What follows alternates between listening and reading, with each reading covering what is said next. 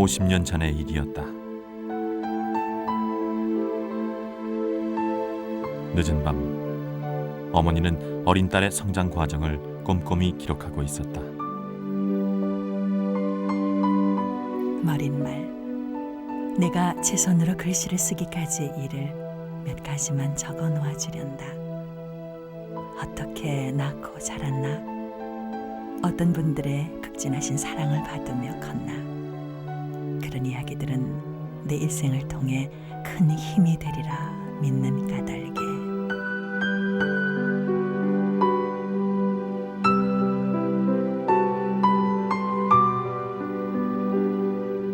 아이가 태어나 자라고 어머니가 아이를 낳아 기르는 일.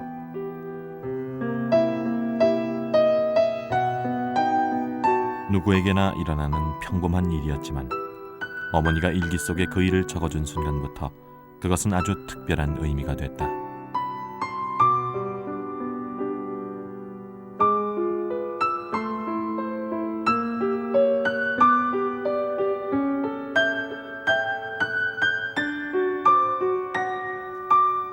어릴 적 모습은 어땠는지, 어떤 옷과 음식을 좋아했는지, 살던 집은 어떻게 생겼는지.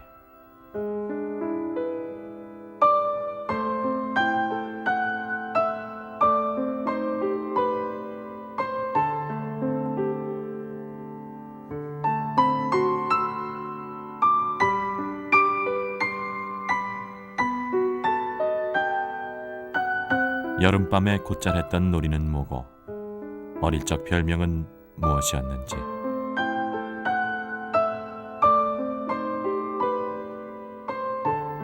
일기 안엔 돌잔치 때 받은 선물부터 같이 살던 가족들의 이야기까지 아이의 어린 시절을 감싸고 있던 많은 것들이 담겨져 있다.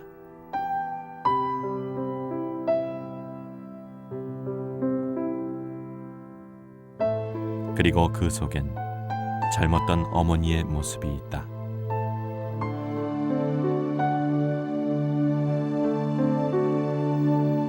일흔여덟 박정희 할머니가 사랑하고 그 사랑을 전했던 방식, 그것은 지금 5권의 육아일기로 남아있다.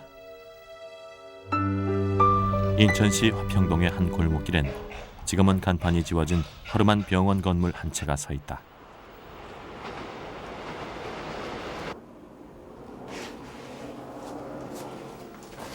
건물엔 초인종이 없다. 들어오는 사람을 가로막는 문턱도 없다. 병원은 이제 문을 닫았지만 그 어느 누구에게나 항상 열려있는 집.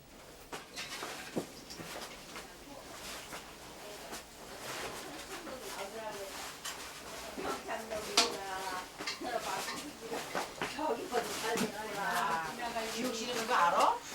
나는 무슨 동에 사는지도 몰라. 평창동이라고 안 했어요? 아 그래 아니고 평창동 못 가서 살림집으로 쓰이고 있는 2층 방에선 일주일에 3번 그림 교실이 열리고 있다. 내가 한거 같아. 네. 오케이. 그리고 저쪽은 좀 붉게 내가 해. 한거 같아. 내가 한 것 같아. 이 집의 안주인 박정희 할머니가 이 조촐한 그림 교실의 선생님이다. 할머니의 제자들은 대부분 동네 이웃들. 자 물. 아, 칫솔요? 없는데. 칫솔? 그거는 뭐 그냥 그건 아무 말도 안 해. 그들이 그림에 열중하고 있을 동안 박정희 할머니는 점심을 차리느라 분주하다. 자 이거 봐. 얼마나 맛있다고? 오늘 점심은 할머니의 자랑인 평양식 비빔밥. 지금 사람들에게 따뜻한 밥 한 끼 대접하는 일도 할머니에겐 살아가는 즐거움 중에 하나다. 다 먹었어요? 장님이 이거 있잖아. 네. 얼마 전 병원을 그만둔 남편과 단둘이 살고 있는 박정희 할머니.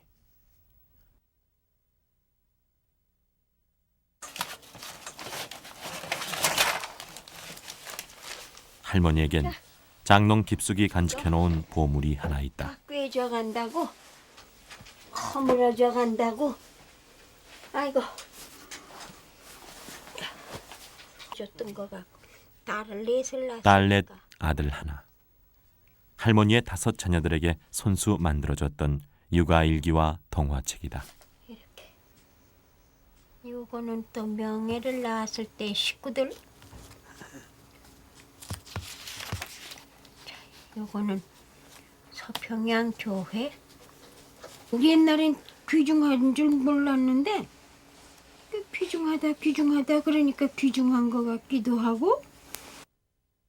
그 사람이 종이조차 갖다 주면서 귀하던 언니, 시절 이거에다 할머니는 쓰시고 친구가 그러더라고. 구해온 악보 뒷면, 길거리에서 넷째 주운 삼촌인 시멘트 것 종이, 같아, 넷째. 쓰다 버린 넷째 공책을 하고 모아서 다섯째가 육아일기를 우리 써내려갔다. 한 사람인데 우리 남편이 보더니 이거 이렇게 나달나달 해줬어. 겉표지는 아기들이 덮고 자던 이불 껍데기를 오려붙여 만들었다. 껍데기 했던 거, 혼입을 했던 거, 구멍 난 데는 버리고 깨끗한 데로 오려서 이렇게 했는데 처음에는 이렇게 밉질 않았어요.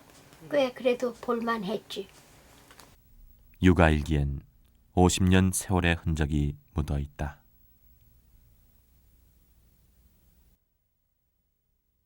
남자들은 자궁이 웃거든.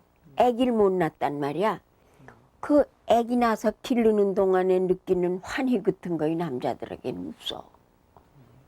그렇게 절절한 걸 남자들은 못 느꼈어요. 근데 나는 그걸 느끼면서 살다 보니까 그냥 넘어갈 수가 없어. 그래서 육아일기를 썼겠지.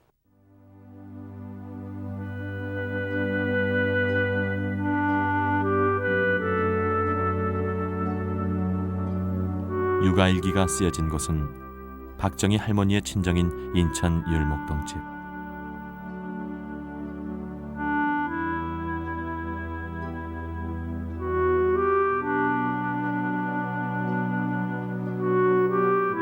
하루 일과를 끝내고 가족들이 대청마루 불빛 아래 모여 앉으면 어머니는 한 장 한 장 어린 자녀들의 이야기를 써내려갔다.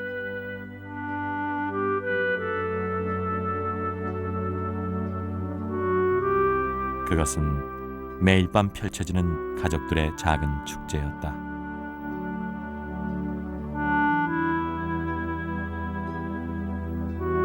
어머니가 써준 첫 번째 육아일기는 국민학교에 갓 입학한 첫째 딸 명예의 입학 선물이었다. 아유, 그게 말을 너무 들어서 그런지 아니면 정말 그랬는지 나는 지금 꿈을 꾸면은 유명애 씨는 이런 요즘도 나무 자주 단장에 자신의 육아일기를 펼쳐보곤 한다. 땅콩꽃이 올라가고 해바리가 5 남매는 육아일기 5권을 모두 아버지하고 복사해 어머니 나눠 이렇게 가졌다. 나요. 안고 모란봉에 청년이네. 인형이라는 말 대신에 딸내라는 말이 보편화되어 있던 용어예요. 이게 저 서울에서도 그랬단 말이야. 그렇죠. 서울에서만 못 들어.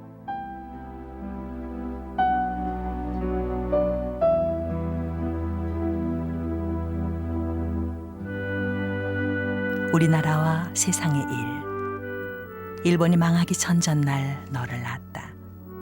싸마는 일본의 뒷배들기에 시달리고 쪼들리고 괴로움 속에 허덕이는 마지막 제일 어려운 고비에 너를 서서 공습사이링 밑에서 너를 낳았다. 너를 낳은 다음 날 일본은 망하고 우리는 꿈꾸던 해방을 당했던 것이다.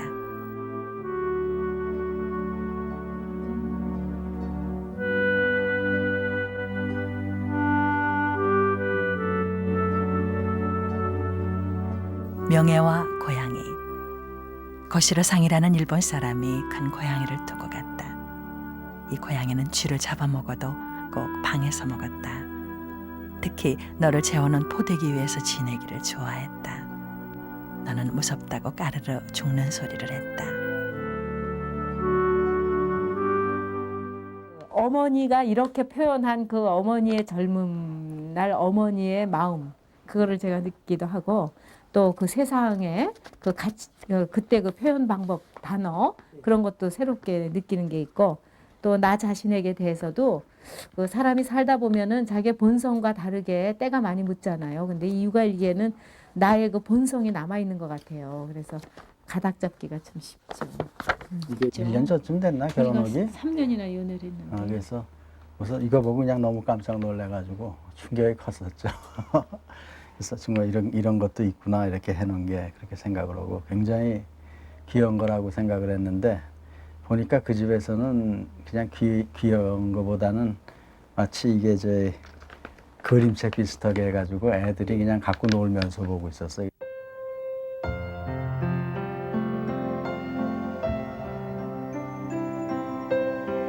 명예의 시.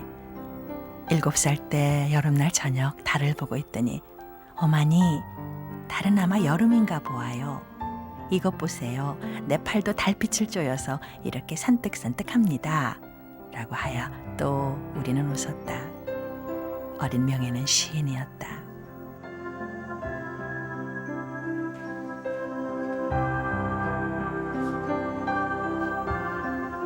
어린 시인 명예는 화가가 됐다. 시적인 감수성을 그림으로 표현하고 싶었다는 유명의 씨. 명예 씨에게 그런 감수성을 키워준 것은 어머니였다.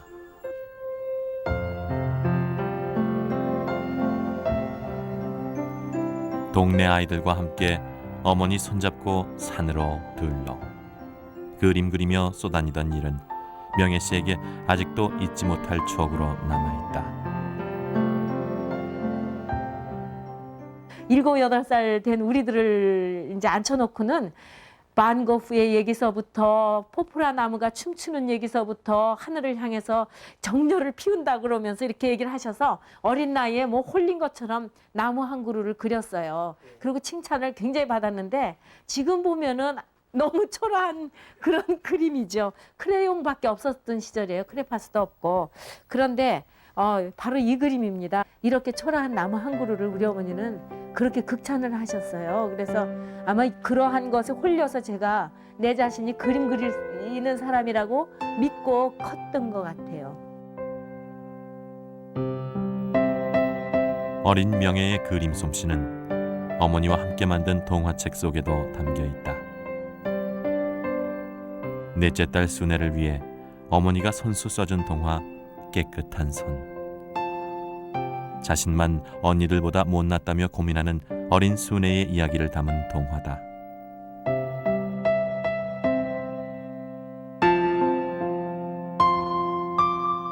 내 손을 내려다봤습니다. 고사리처럼 새까맣습니다. 마주 앉아 글씨 쓰는 언니 손은 참 희고 예쁩니다. 아버지께서 지어주신 별명도 언니들은 토끼, 강아지, 모르모트 모두 사랑스러운 이름입니다. 나는 우리 잔나비 하고 불리니 싫습니다. 게다가 너무 어이없어 몰래 숨겨놓은 며칠 전에 58점짜리 답안지 생각이 났습니다. 왈칵 울고 싶어졌습니다. 부엌에 계신 어머니를 찾아가 대뜸 어머니, 난 너무 걱정이 많아요 하고 이야기를 시작했습니다. 순애야, 얼굴이 거무스레한 게 걱정이니? 얼굴은 마음이 변해가는 대로 변하는 거야. 게으름뱅이는 이상하게 부시시해지거든. 어머니가 가르쳐주신 대로 손수건과 양말을 빨았습니다. 그 비누 거품으로 손도 씻었습니다. 새 양말을 꺼내 신으며 내 손이 희고 예쁘게 변하는 것을 보고 놀랐습니다. 거울에 비친 내 얼굴도 손처럼 깨끗하고 환해졌습니다.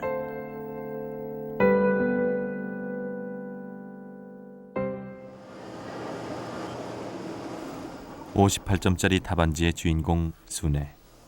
그는 지금 어엿한 대학 교수다. 손도 까맣고 공부도 못한다는 열등감을 씻어준 동화 깨끗한 손은 보물 1호답게 순애 씨의 연구실 가장 잘 보이는 곳에 놓여 있다. 제가 언니들보다 늘 늦되거든요. 저희 언니들은 어렸을 때부터 굉장히 훌륭했던 것 같고 저는 뭐 항상 좀 문제가 계속 있고 늦된 사람이었습니다. 그래서 나를 위해서 이렇게 쓰시는 그런 과정이 저한테는 아주 행복했죠. 순애 씨가 세상에서 가장 사랑하고 닮고 싶어하는 여성 어머니.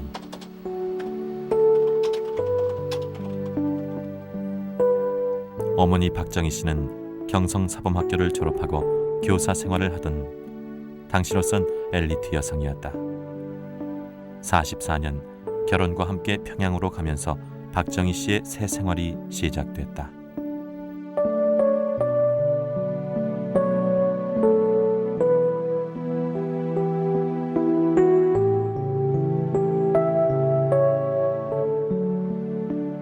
집. 내가 난 집은 이 그림과 같이 꽃집이었다. 주소는 평양 룡흥리 부영주택 20호였다. 뒤는 솔밭이고 앞은 넓은 들인데 해바라기, 나팔꽃, 양구비, 과, 국화, 또 앵도, 복숭아, 벗, 개나리들이 화려하게 피일 때 나는 얼마나 환희를 느꼈는지, 얼마나 그리고 싶어 했었는지 모른다. 그림 같은 능라도를 건너다 보며 노래도 부르고 이야기도 하며 살림할 줄도 모르는 나의 결혼 생활은 며느리로서나 형수로나 또 아내로나 부족한 점이 많았으나 온 식구들의 도움도 컸고 하여 이 룡흥리 집은 언제나 아름답고 사랑스럽게 생각이 난다. 아, 거기서 남편의 육형제 시아주버니는 따로 나가 사시고 동생들하고 오형제가 살고 있고 시골서 조카들이 며칠 와서 계속 기거하고 있더라고, 학교 다니기 위해서. 그런데 옛날식으로 생활비 없이 그냥 부벼 나가는 거야. 박정희 할머니의 결혼 생활은 격변기 속에서 시작됐다. 결혼하던 이듬해 해방을 맞았고 47년 죽을 고비를 맞으면서 38선을 넘어 인천 친정집으로 돌아왔다. 이 어려운 시절에 자녀들을 낳고 길렀다.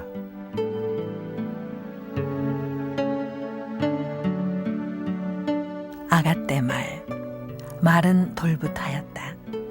1년 9달쯤 됐을 때 38선에서 아바지 어뚱오시오, 아바지 어뚱오시오를 불렀고 할머니 가자, 할머니 가자, 피양 가자 하고 곧잘하였다.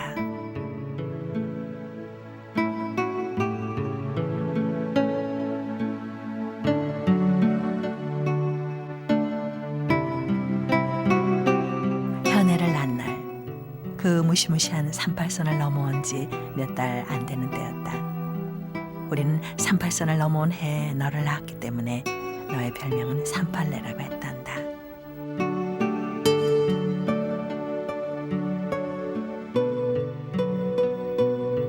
그리고 전쟁이 터졌다. 전쟁 몇 달 전 태어난 갓난아기와 어린 딸 둘을 데리고 피난을 떠날 수 없었던 박정희 할머니는 허리가 아픈 친정아버지와 함께 폭격과 총성이 울리는 거리에 남았다. 유엔군의 폭격이 격렬했던 인천 상륙작전도 인천집에서 맞이했다. 폭격을 말이야, 아래 위 옆 저기 다 했어. 그래서 사면에서 타들어와. 그러면 아가들은 재워놓고 그 보퉁이 하나씩 머리맡에 놓고 자라. 그러면 자. 난 나가서 불 꺼. 하지만 박정희 할머니와 딸들에게 그 시절은 두려움으로만 기억되진 않는다. 전쟁의 한복판에서도 어머니와 어린 딸들은 무서운 생각을 하는 대신 매일같이 노래하고 춤추고 피난 가는 장난을 하며 하루를 보내곤 했다.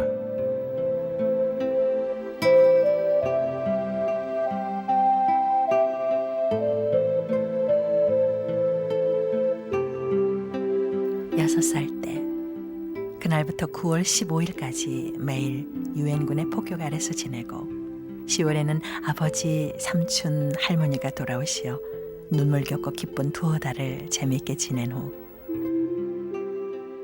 또다시 중공군의 남하로 말미암아 12월 20일에 할아버지, 할머니 이하 11명의 평양 계시던 그리운 식구를 율목동 집에서 맞이하고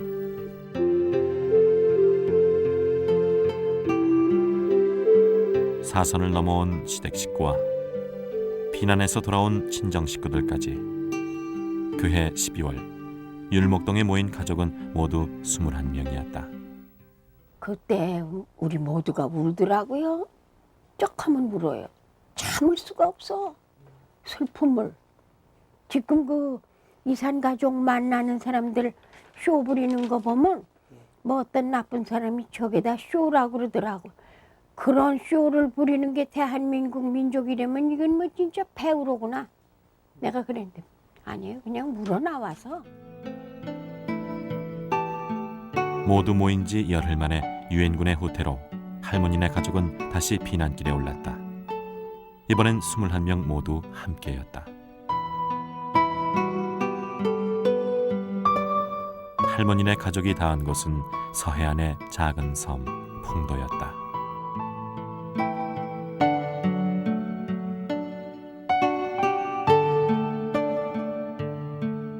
풍도, 바람이 몹시 부는 곳이었다. 12월에 가서 3월 23일까지 섬 사람들의 쓸쓸한 대접 아래 방 셋을 얻어들고 인천으로 돌아올 날을 참고 견디며 기다리고 있었다.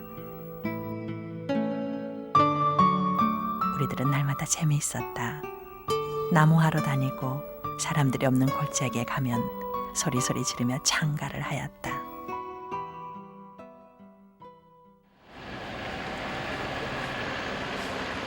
우리 결애가 다 박정희 할머니는 오늘 피난 시절의 추억이 새겨진 풍도를 다시 찾아간다. 꼭 50년 만이다. 죽을까가 그것만 염려하는 거고. 그때는 이거보다 더 추웠죠. 일사후 때니까. 아유, 너무너무 추워.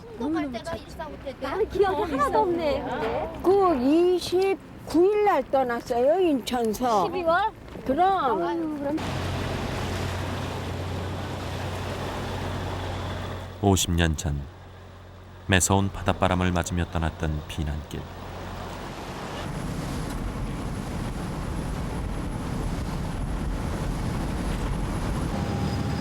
오늘은 캐나다로 이민 간 둘째 현애 대신 그때는 태어나지도 않았던 넷째 순애가 함께 그 길에 동행했다.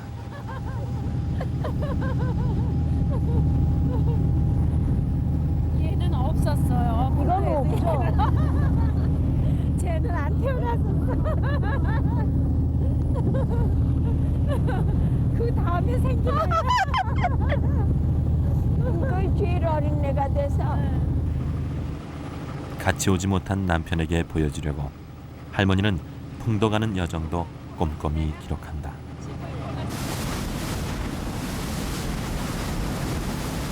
배를 타고 출발한 지 1시간 반. 50년 전엔 하루 종일 걸려왔던 풍도가 어느새 눈앞에 있다. 저쯤인 것 같은데. 그러죠. 이렇게 뛰어내려와서 부둣가에 와서 낙지 잡았는데 바닷물에 씻어서 먹었거든. 진짜 여기 처음에 있어 피나나서 그냥 매일 그거지. 울어. 아이고 세상에 50년 만이니. 아이고 세상에 울어. 아이고. 내가 여기 제로 사람에게 봐요. 지금부터 바위를 보니까 옛날 생각이 나네. 응? 그러게.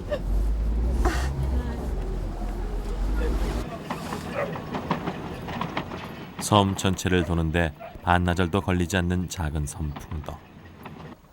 이곳에서 21명 대가족이 석 달을 났다. 먹을 것이 없을 땐 해산물을 캐고 낙지를 잡으며 보낸 날들이었다.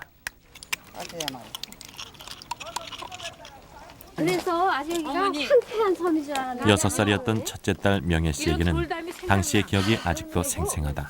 저거 돌무대기가 난 그냥 생각나는 거야. 대나무 숲의 돌무대기. 그렇지, 맞아. 그러지? 그리고 여기 어디서 우리가 유하고 맞아. 저기쯤에 아버지 집을 그래. 아버지 집 요 골목이 옛날 그대로 있는 것 같아. 불쑥불쑥 튀어나오는 옛 기억 때문인지 할머니와 명예 씨는 서로 그 시절 추억 얘기에 무대기 바쁘다. 같은 거를 방에다 매달았는데 그걸 그걸 이렇게 들치고 들어갔어. 들시고 들어오고 맞아, 내 기억이 많아. 닫고 그러는데 들시는 동시에 저쪽 문이 저문이 또 꽉 열려. 열려. 응. 아이는 죽어가는데 아니요, 우리 이거 어머니 나는 이 길이 말이에요. 이 뒤에 길이 이렇게 나와서 풍도에서 살던 옛집도 찾았다.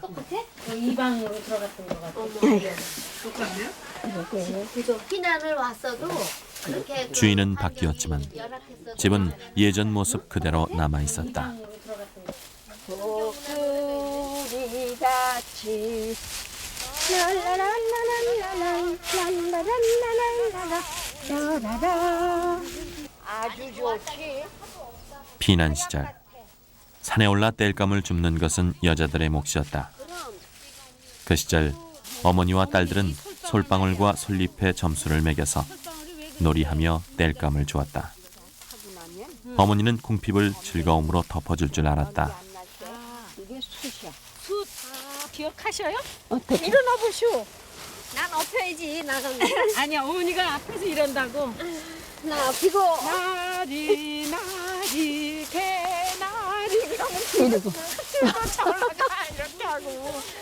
나무야 나무야 서서자는 나무야 나무야 나무야 다리 아프지 그러면서 나무가 어떻게 하고 있니? 그러면 이렇게 이러고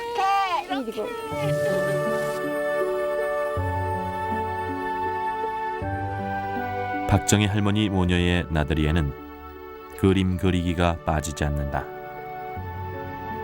쌀가마니와 이불 포대기만 짊어지고 무작정 찾아왔던 풍도. 이곳에서 21명 식구가 부비며 살았다. 생각해보면 그립고 고마운 날들이었다.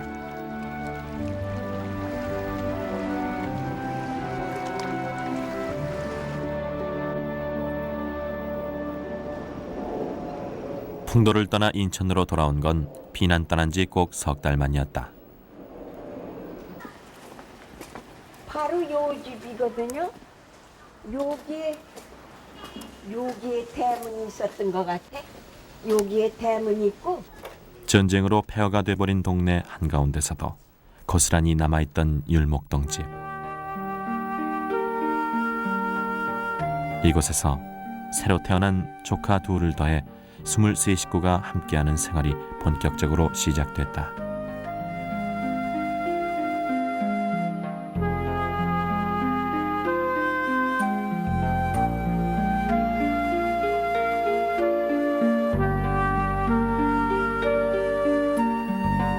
친정 부모의 시부모, 어린 자식들, 시동생 부부와 조카들까지 그 많은 사람들을 보살피고 책임지는 일은 모두 박정희 할머니의 몫이었다.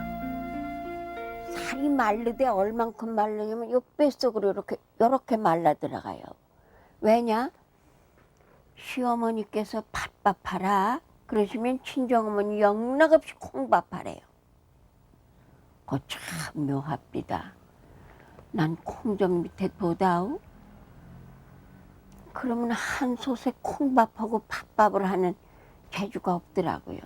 그래서 오늘은 콩밥하고 내일은 팥밥 할게요. 그럼 글쎄 네가 그렇겠지. 친정어머니보다 시어머니를 더 받들어야지. 이런 얘기를 하셔. 와 어렵더라고. 살림하랴 어린 자식 키우랴. 정신없이 바쁜 나날이었지만 그 와중에도 박정희 할머니는 그 많은 식구들의 옷을 손수 만들어 입히곤 했다.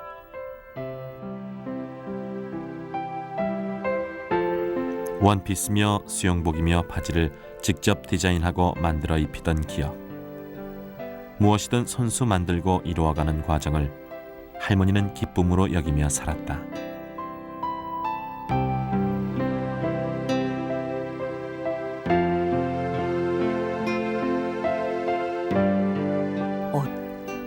너를 낳게 되었을 때 뒷뒷집 애진의 집 재봉틀에 가서 속저고리 둘, 겉저고리 겹으로 둘 박아오고 조그만 이불 포대기는 있던 감으로 만들어 놓고 기저귀는 혼입을 헤어진 것을 할머니가 주셔서 그것을 잘라 쓰고 언제나 예쁘고 깨끗하게 하고 있었다.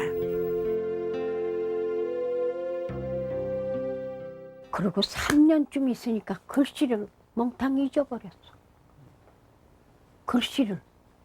그래서 야, 이렇게 잊어버릴 수가 있을까?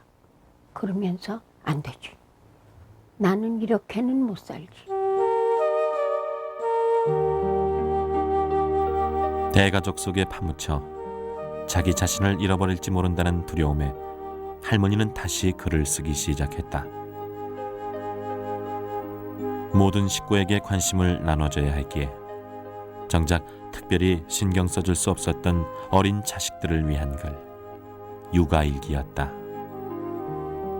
저희는 어머니가 우리 그러니까 내 어머니라기보다는 우리 어머니라는 생각이 항상 들었었어요. 근데 이걸 보면은 걔네들한테는 안 써주셨거든요. 우리 사촌들한테는. 근데 이거 보면 우리가 좋아했던 거가 내 동생 달놓고 나 달놓고 언니 달놓고 또 내 특징이라든가 이런 거를 어머니가 그 바쁜 틈 사이에서도 잘 기억하시고 적어놨다는 게 너무 고맙죠. 그러니까는 하여튼 우리들에 대한 특별한 사랑의 배려라고 생각해요. 장을 보러 나선 길. 대가족 살림때와 달리 요즘 할머니가 챙겨야 하는 건 남편의 군것질거리 정도다. 이걸 한꺼번에 팔아? 얼마야? 8,000원. 얼마 전 한평생 해오던 의사일을 접은 할머니의 남편 유영호 할아버지. 할아버지는 카메라가 다가가자 얼른 방으로 모습을 감춰버렸다.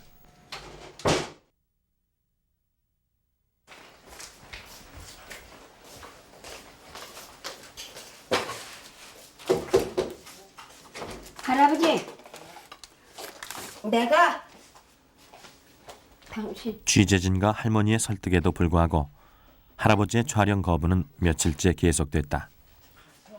안 갔어? 할아버지 한번 찍고 가가. 안 찍어? 그럼 그만둬. 찍지 마라. 이거 하나 사왔어? 아니 입에다 넣고 무름을 해. 호박엿이 돼서 그렇게 맛있을 수가 없어. 맛있지? 응? 이게 그렇게 달더라고. 의사로 평생을 살았지만 돈 벌 궁리보다는 아픈 사람들 걱정이 먼저였던 할아버지였다. 의사로 있을 때도 은퇴한 지금도 단 한 번도 부를 누리며 살아온 적이 없다. 그렇게 그리자. 100개도 넘어.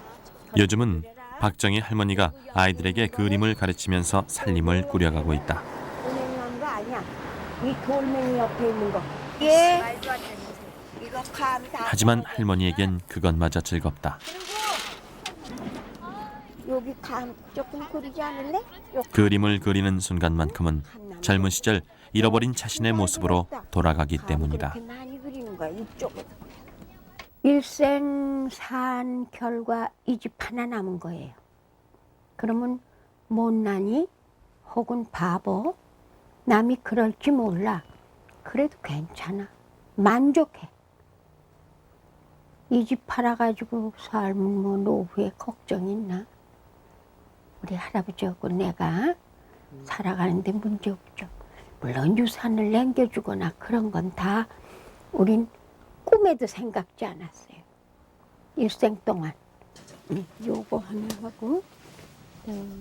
세상살이에서 정말 소중한 것과 그렇지 않은 것이 있음을, 그리고 그 둘을 구별할 수 있는 능력을 할머니는 양쪽 부모님들로부터 배웠다. 난 시집 가서 남편을 존경하는 마음보다는 시어머니를 무지 존경하고 정이 들고 그래서 잘 사는 것 같아. 그 아주 비근한 얘가 밥을 먹다가 나무꾼이 이제 나무를 한 단 갖다 줘, 두 단 갖다 줘 부탁해서 그이가 가지고 왔거든. 그럼 자기 잡수던 숟갈을 옷에다 씻어요. 이 옛날에 몸 빼려는 거 입고 살잖아. 거기다 씻어서 조금만 잡수고 가시라요. 국이 뜨끈하외다. 그러면서 고운하더라고. 나 배고파 죽겠는데 나만 먹지 뭘 저러실까 그랬는데 5권의 육아일기에도 시부모님에 대한 할머니의 마음이 담겨 있다.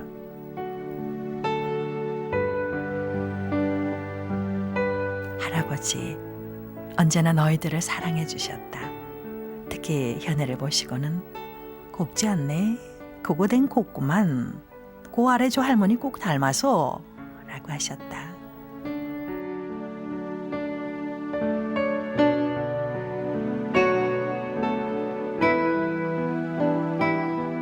할머니, 여러 시골을 거느리시고 언제나 부지런히 엄마를 도와주신 할머니는 사랑의 행자셨다.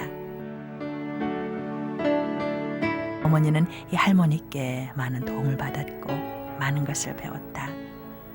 말씀으로 배운 것이 아니라 행동으로 배웠다고 할까. 하지만 박정희 할머니의 가슴에 가장 크게 남아있는 사람은 아버지다.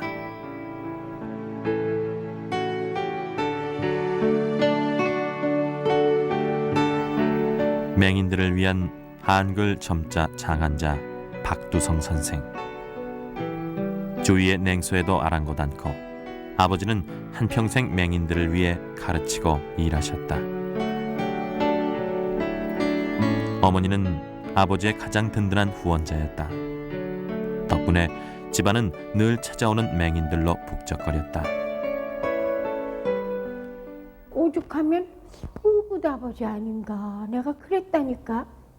그 맹인들에 대한 사랑, 시간 그런 거에다 비하면 딸에 대해서는 아주 바라다도 안 봐. 박정희 할머니는 4분 부모님의 임종기를 모두 기록해놨다. 마지막 순간까지 곁을 지키며 써내려간 임종기는 그분들에 대한 마지막 사랑의 기록이었다.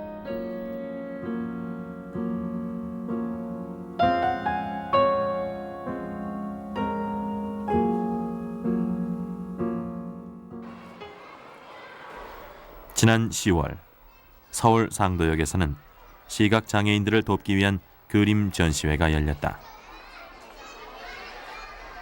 진하게 하면은 이거에 상치가 가. 할머니와 명예씨도 60석 작품을 내놓았다.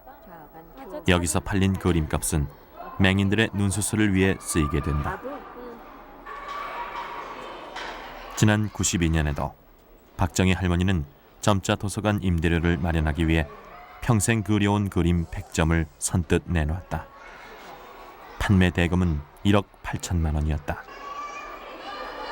부모에게 배웠고 자식에게 전해주고 싶은 유산은 바로 이런 마음이다.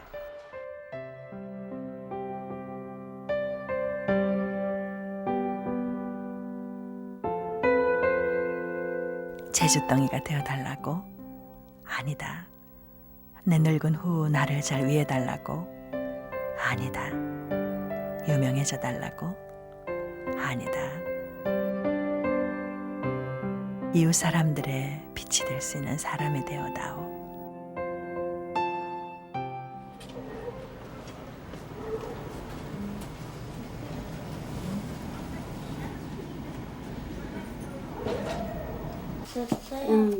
춘천에 살고 있는 셋째 딸 이내 씨. 동생 순애의 소개로 만나게 된 남편 변우현 씨는 홀어머니 밑에서 자란 3대 독자다. 늘 나누는 삶에 익숙했던 이내 씨와 혼자 자라온 남편. 다른 식구는 없어 지금. 우리 외가하고 친가 쪽 그런 식으로. 됐다. 여기서 아줌마 찾아봐. 어디다가. 그래서인지 결혼해 살아오면서 한동안은 싸움도 많고 갈등도 많았다. 저는 이제 혼자 컸기 때문에 결국 뭐 주위에 있는 것이 다 내 거, 또 내가 마음대로 할 수 있는 거, 그런 생각에 항상 젖어 왔었다는 생각을 제가 하고 있어요. 근데 우리 집사람은 보면은 뭐 항상 나누고 그런 걸 즐거워한다고요. 그래서 저건 너무 많이 나누는 거 아니나 그런 생각이 드는데, 근데 이제 그게 아마 가족 간에서 이렇게 정을 나누면서 여러 구성원들이 한꺼번에 모여 살면서 자연스럽게 얻어진 어떤 생활 방식이고 습관이고 그럴 거라는 생각이 들고.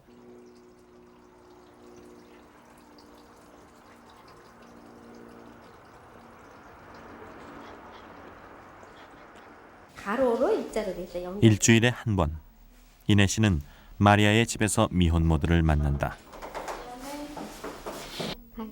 나왔네. 이들을 대상으로 인성교육과 상담을 해온 지 올해로 벌써 16년째.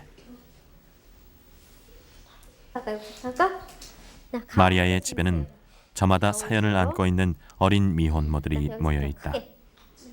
찐빵. 여러분 이게 어떤 그림을 설명해 줄 거예요. 처음에는 그들은 곁에서 지켜봐주는 사람이 있었다면 여러분들 잘 들으세요. 다른 인생을 살았을 아이들이다.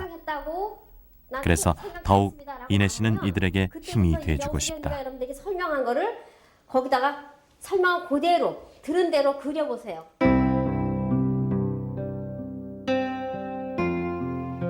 한때 이내 씨는 어머니한테 반항도 많이 했다. 청교도적인 어머니가 불만스럽기도 했다. 세 남매의 엄마가 되고 나서야 어머니한테 얼마나 많은 것을 받았는지 알았다. 부모님들한테 그 소중한 존재로 이렇게 돼 있었다면 여기에 오지 않았을 아이들이 참 많더라고요. 그래서 그런 아이들에게 그 자기 그 정체감이나 또는 그 존중감 같은 거 다시 일깨워주고 싶었고, 어떤 상태라도 아이들이 정말 소중하니까 한 사람 한 사람이.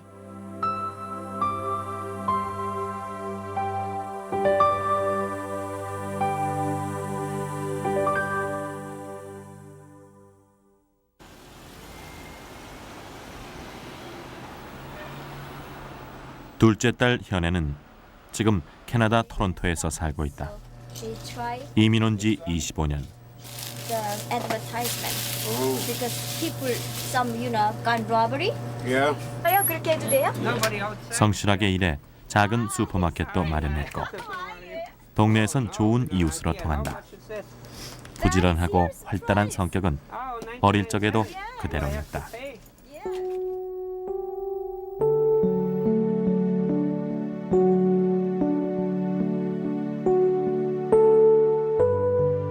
젠보 현애, 너의 언니요 동무인 명예는 둔자고 너는 발발이었다. 어찌 모든 행동이 젠지 아버지는 너를 안아주시며 현애는 강아지지 하셨다. 강아지는 누군가 하면 나요 하고 대답도 재개하였다.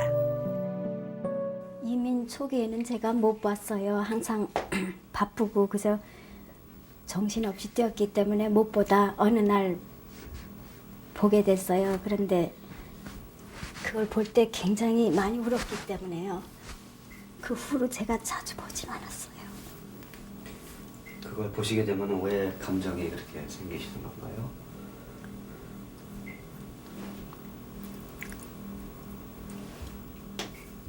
캐나다 생활이 굉장히 어려운 생활이거든요. 그러니까 나의 가치를 그렇게 소중하게 생각하지 못하고 살 때가 많은데 그 일기를 보면 저도 굉장히 귀한 사람이라는 걸 생각하게 되기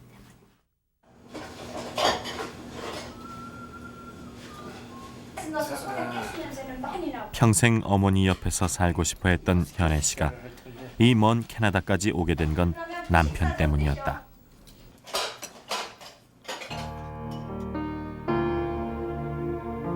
어머니가 중매해준 유일한 사위 김명정 씨.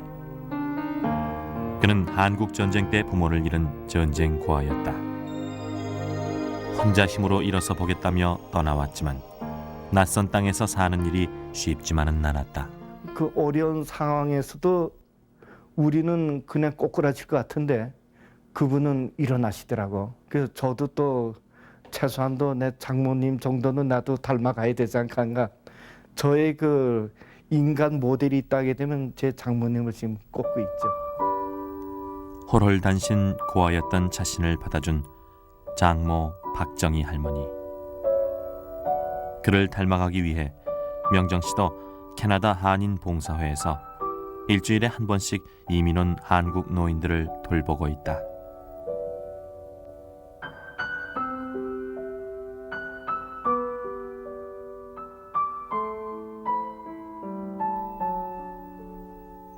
어떤 상황에서도 웃고 노래하며 지내왔지만 요즘 할머니의 가슴속엔 떨쳐내지 못하는 근심이 있다. 외동아들의 일이다.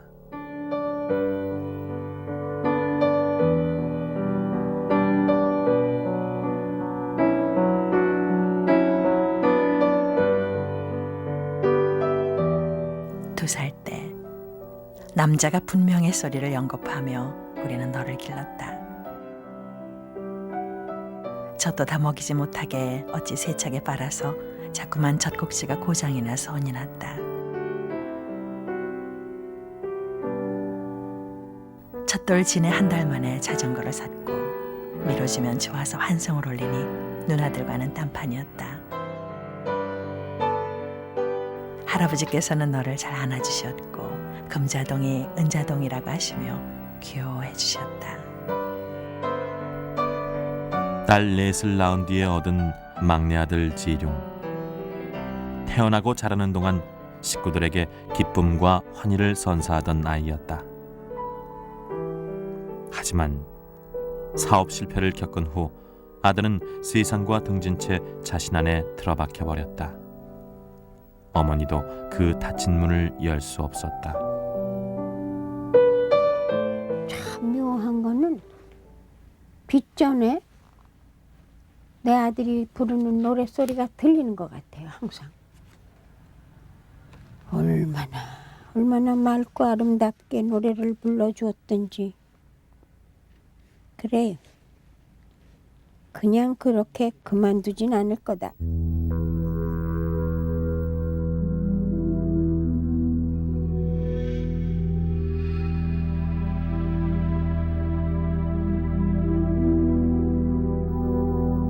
박정희 할머니는 아들이 언젠가는 마음의 빗장을 열고 세상 속으로 다시 걸어 들어오길 기도한다.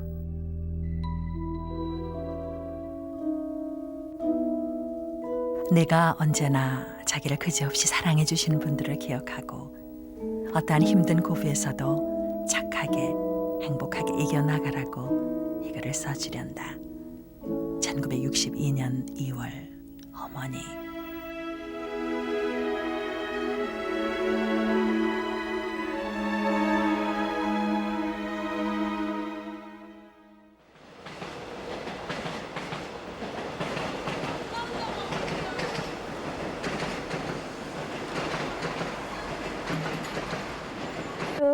여기다 놔 일단 할머니가. 지난 12월 3일 김. 박정희 할머니 집에는 오랜만에 딸과 사위들이 모두 모여들었다. 어서 오십시오. 아이고 아범도 들어오네. 차가 너무 막혀가지고. 아범 축하하네. 첫째 사위 권태한 교수가 환갑을 맞는 날이었다. 아범한테 뭘 축하해줘야 돼? 그러길래 내가 해놓은 게 있어. 그랬더니 뭔데? 마사위라는 글이야 그랬지. 아범, 내가 그거를 이렇게 30년 전에 쓴 거니까. 네.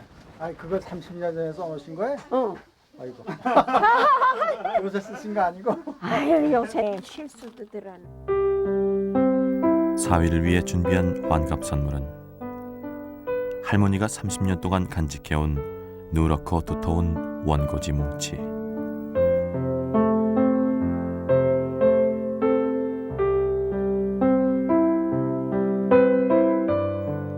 딸과 사이가 처음 연애하던 65년부터 68년 결혼하던 날까지 3년 동안의 일을 할머니는 하나도 빼놓지 않고 기록해둔 것이다.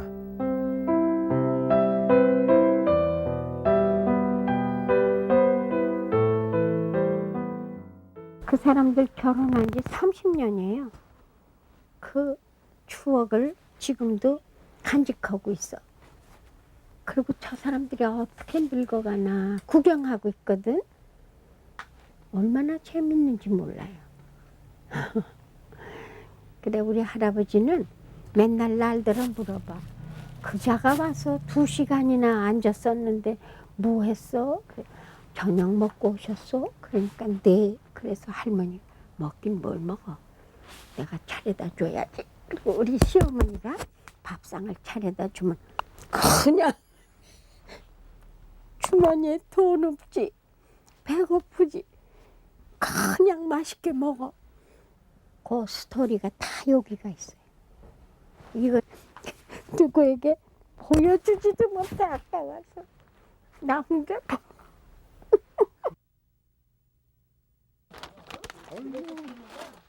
와, 이런 건 대단하네.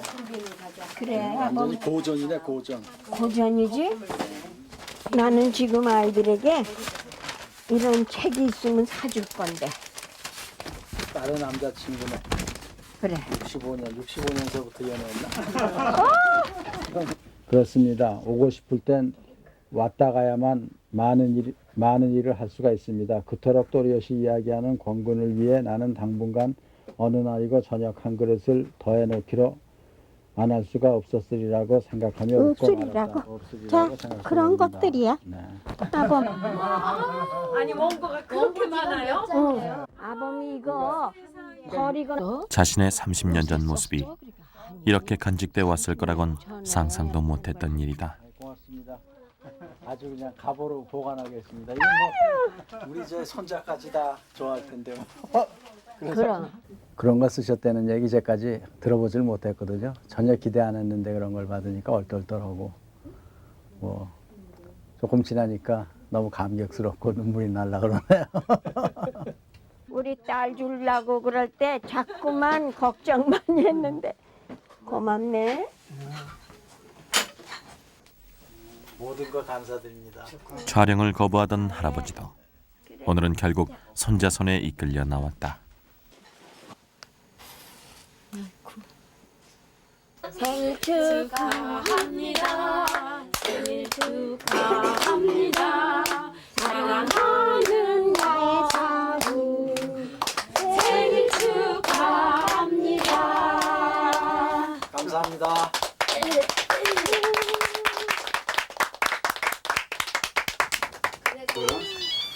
아버지하고 사진 찍은 지도 참 오래다. 하나, 둘.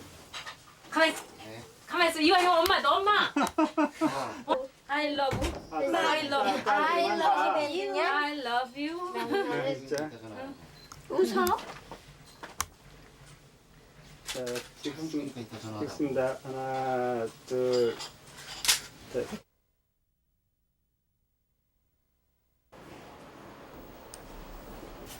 서울 지능아트홀에서는 요즘 박정희 할머니의 육아일기 강좌가 열리고 있다. 엄마가 너를 얼마나 사랑했나 그 얘기를 남겨놔야 된다는. 나는 애들 다 딸인데 그랬어? 어머나 7월 7일은 장결하는 푸르름을 그립시다. 50년 전 박정희 할머니가 그랬듯이 이곳에 모인 엄마들도 자식을 낳았을 때의 감격과 기르면서 느꼈던 기쁨을 되살리면서 한 권의 육아일기를 만들어가고 있다. 그래서 일을 하면서 스르륵 담론질을 했지. 등지미만 외우면 내공주. 초록 중에 제일 진한 게 여기 위리장이라는 동생. 그렇게 좋아. 그 가운데엔 할머니의 첫째 딸 명혜 씨의 모습도 있다. 이거 우리 한국의 물감이야? 명혜 씨는 이미 결혼까지 한 아들 영호의 뒤늦은 육아일기를 만들고 있다. 1월 달에 태어날 손주를 위해서다. 사랑을 전해주고 싶어요. 우리가 태어나고 키워지고 또 아기를 낳고 이런 모든 그 사람의 살아가는 인생이 사랑을 배우는 길이었다라는 그 이야기를 우리 손주도 또 하겠죠. 늙으면. 영호의 육아일기는 남편이 장모와 주고받았던 수백 통의 편지를 바탕으로 쓰여졌다. 호주 유학 시절 태어난 아들 영호.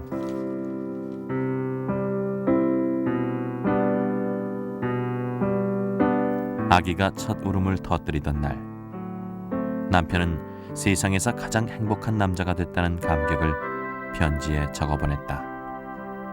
이제 손주가 태어나면 그 감격을 아들 영호가 다시 느끼게 될 것이다.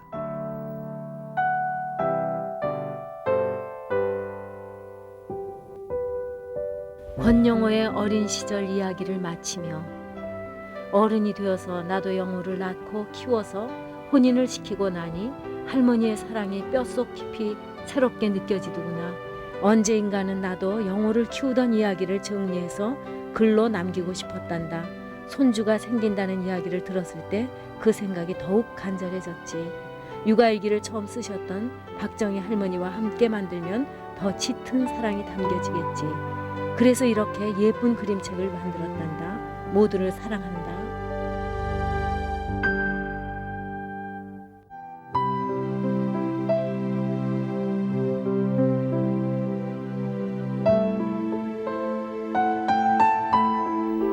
(50년) 전 어머니가 만들어주신 육아일기.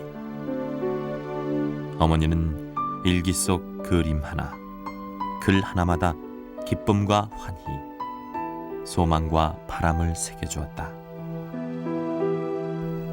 그것은 자녀들이 물려받은 가장 큰 유산이었다. 어머니가 육아일기 속에 담아주신 생애 최고의 선물. 그 이름은 사랑이었다.